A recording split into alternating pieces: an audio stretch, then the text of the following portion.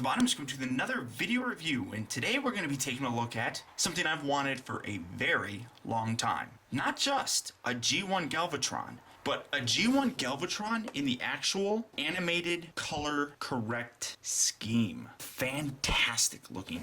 Comes with a really cool Autobot matrix that you can have him wear around his neck. Fantastic. Look at that. Just a beautiful looking figure. Beautiful looking flipping figure. Flip it around here on the back here. You can see that he wears it around his neck. I can't read what any of that says, but that's a really cool picture. You got Trypticon battling Metroplex. Essentially, the instructions on how you transform him. He's got three. He's basically a triple changer: robot mode, a gun mode, and his normal cannon mode that we're used to seeing. Absolutely love the way this looks. Fantastic. So happy to finally have this figure. It's such a terrific, terrific figure. So let me get this guy open because it's driving me insane. Because I've wanted to open him up all day and I've really held back. So let me tear this thing open and see how cool he is. Okay, so here we have G1 Galvatron opened up and out of its packaging. And between the different versions of the G1 Galvatron, this one, in my opinion, is the far superior version. Now, the character of Galvatron is actually a very interesting character, in my opinion. He came into existence because of the planetary monster Unicron. During the epic battle between Optimus Prime and Megatron during the original 86 movie, Prime was killed. So you could almost say that evil won in this thing because Megatron did not die. He was badly damaged and he probably could have been repaired, but Megatron had a big enemy working against him, and it wasn't Optimus Prime, it was Starscream. Starscream took the opportunity to throw the damaged Megatron out into space, where as he floated around, came into contact with Unicron, and Unicron made a deal with him to destroy the Autobot Matrix in exchange for giving him a new body and new troops to command, being Scourge, the Sweeps, and Cyclonus and his armada. But Galvatron maintained all the memories and everything that Megatron was. He just got an upgrade, essentially. Now, through the rest of the series, we noticed that Galvatron really seemed to develop some kind of a weird, screwed up mental condition. It's the only way I can really put it. He went insane, for the lack of the better word. And maybe with all those, memories of Megatron running around, it was probably screwing him up. But the toy itself is fantastic. I absolutely love this. The more accurate paint job on here just really sets it apart. Really, absolutely sets it apart. Now, in terms of accessories, he comes with this gun, which I honestly really don't even use to display him with, because he's got this big giant fusion cannon. It's kind of pointless to have this gun, but I have it nonetheless. But the real selling point, and almost worth the price of admission itself, is this. A fully die-cast with real metal chain version of the Matrix. It's nice gold color. Just overall a beautiful looking piece. I mean, this is, like I said, worth the price of admission almost in itself. The metal, and it is heavy. It's a heavy piece because it's all metal. I mean, even the chain, all metal, and I was surprised. I didn't know that it actually was. So, very nice piece itself that you can have draped around his neck in his robot mode. Absolutely gorgeous. I cannot recommend this thing enough, almost based on the Matrix that it comes with by itself. Now, the figure, you have it like this. Now, this is the actual transformation. This is how the official way to do it. But one thing that always kind of bugged me was Galvatron was always kind of pointing upward when he was shooting. And with this big giant piece down here, kind of, hinders that.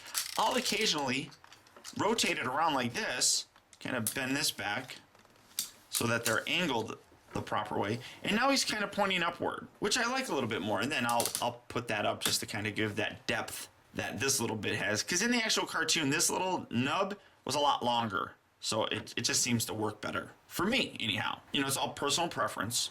But for the sake of this review, I will show him in his proper transformation form. Now, because this is a Takara version, he does have the lights and sound gimmick, which the lights might not show up very well because of how well my area is lit. But in terms of the sounds, he's got a bunch of different ones. First, you got a little switch right here that you just move. 3 different versions. Push the button in. It's Japanese.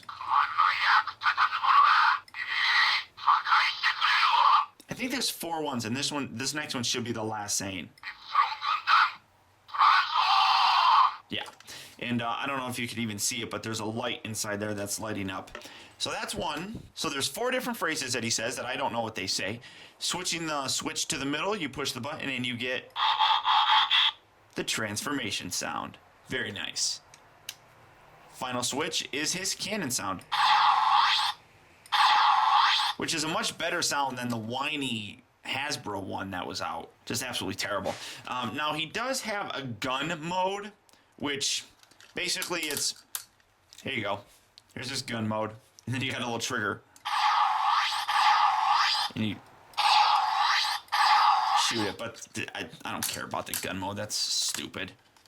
It's like a third mode that, you know, is whatever. So now to go ahead and transform him, he's actually really simple. He's a G1 transformer, so he's not going to be overly complicated. But it's definitely a nice transformation. First, what you want to do is remove the cannon, set that off to the side, which the cannon itself is really nice. I don't know if you can see that very well, but there's some nice sparkly paint in there, which is really cool.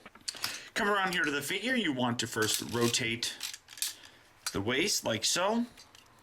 Take this little bit right here, tab that, and just kind of fold that up. That will allow you to slide this down, which will reveal the head. Separate the legs. Take this section here. You can rotate this.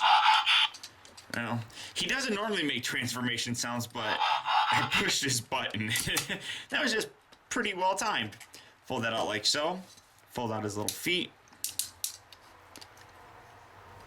Just like that. Angle up so you can actually see what's going on. On the inside here, you want to detach this and rotate this around. And then this little section right here just folds out, and there's his arm. Fold that down like so.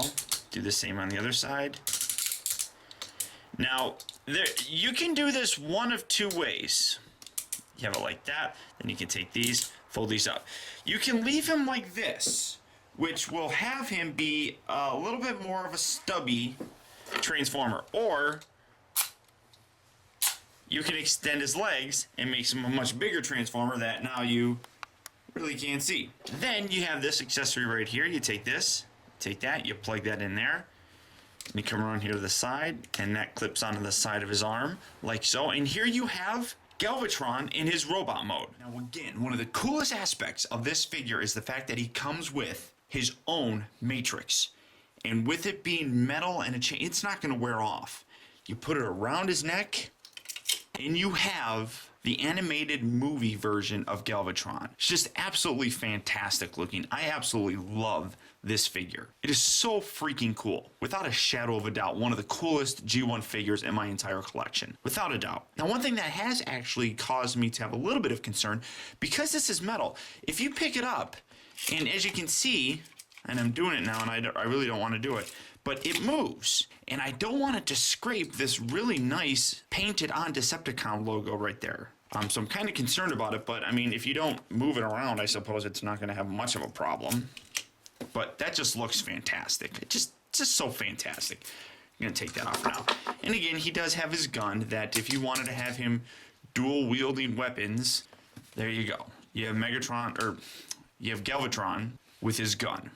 I just think that's kind of overkill, I suppose. He never used a gun. Now, in terms of his articulation, it's actually fairly impressive for a G1 toy. It's a later G1 toy, but still impressive nonetheless.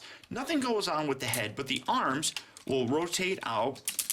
They rotate all the way around there, but when you do it, that kind of bends down. So you can choose to leave it like that or like that, whatever you really want to do. I prefer to keep it as far up as possible, but he also bends at the, I guess you would call it an elbow. It's kind of he's kind of got a big old bicep, I suppose. He rotates at the waist, and he goes back and forth at the upper part of the thigh, and he bends at the knee. So a good degree of articulation, and I guess you can even say that he's got foot articulation. 1986, Takara. Wow, just so cool. Just so cool. Absolutely love this figure. Nice cannon on the side here.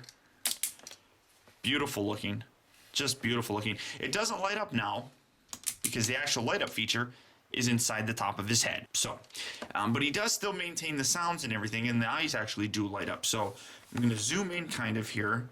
Hopefully I'm going to be able to show this and actually see it. But oh man, look at that.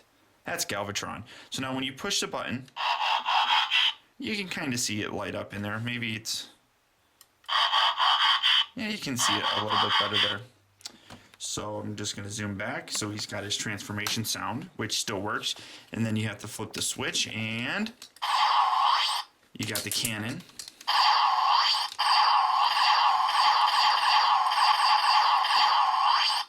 Pretty cool.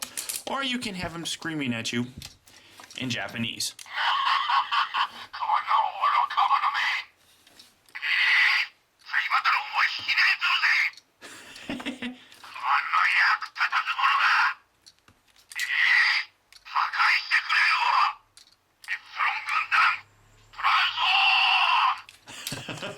So just overall a fantastic figure, and it's fun. It's, you know, it's a G1 figure, and I absolutely love it. If you guys don't, if you're a G1 fan and you don't have a Galvatron in your collection, this is the Galvatron that you should try to aspire to get, without a shadow of a doubt. So I cannot recommend this thing enough. Now to transform him back again, G1, so it's pretty simple. Just unpeg this, fold this bit out here, fold the hand in. Do it on the other side as well. Rotate these bits around, and as you can see, there's a little hole right here and a little tab. You just tab those in there, like so. Kind of bend this down and rotate that all the way down like so. Rotate the upper torso. Bring the legs together. Fold them down. Squish them in. Take this little section here, fold that back. Take the torso bit, slide that forward, it covers up the head, position the arms down, keep that kind of up, and then this, accordion this down, and pop that down, and that'll actually lock that from sliding down. And you can leave these little bits up, or you can put them down, whatever you really want. Then just remove this, and plug that right back in the top of his head. And again, Galvatron in all of his splendor and glory. An unbelievable transformer. I absolutely love him. In terms of a size comparison, I know I didn't do this, but here's Voyager Optimus Prime from the animated line. Can you see how big he is? I mean, for the love of God. But as I said, I cannot recommend this figure enough. But if you're really interested in picking up one of these figures, go ahead and click in the description for this video, and there you'll find a link to toyarena.com, which has these in stock right now. Pick one up. Save some money. Pick it up, and you will have a fantastic version of Galvatron in your collection. That's all I can really say about it. So until next time, guys, I want to thank you for tuning in. This has been Optibonimus. I'll talk to you later.